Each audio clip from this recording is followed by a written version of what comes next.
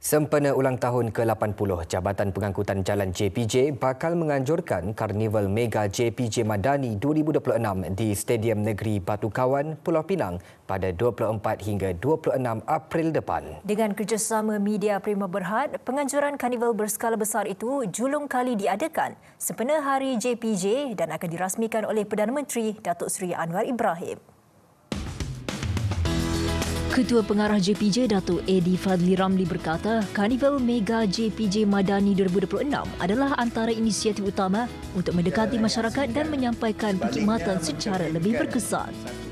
Jadi kita sentiasa menyokong usaha-usaha agensi-agensi swasta untuk bersama-sama dengan JPJ untuk kita wawarkan hebahan-hebahan inisiatif-inisiatif keselamatan jalan raya kepada rakyat.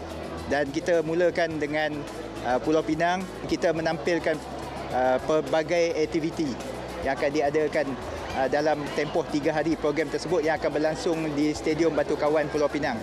Jadi antara bersama saya adalah Datuk Awi yang juga akan berada dalam program tersebut pada hari Sabtu 25 April untuk konsert Jom Heboh dan Mega JPJ Madani.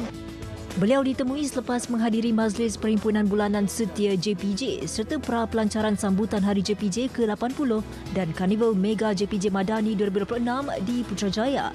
Tambahnya, penganjuran melalui kerjasama Media Prima Berhad itu berupaya memanfaatkan platform Karnival Jom Heboh yang mempunyai capaian luas dan keupayaan menarik penyertaan masyarakat.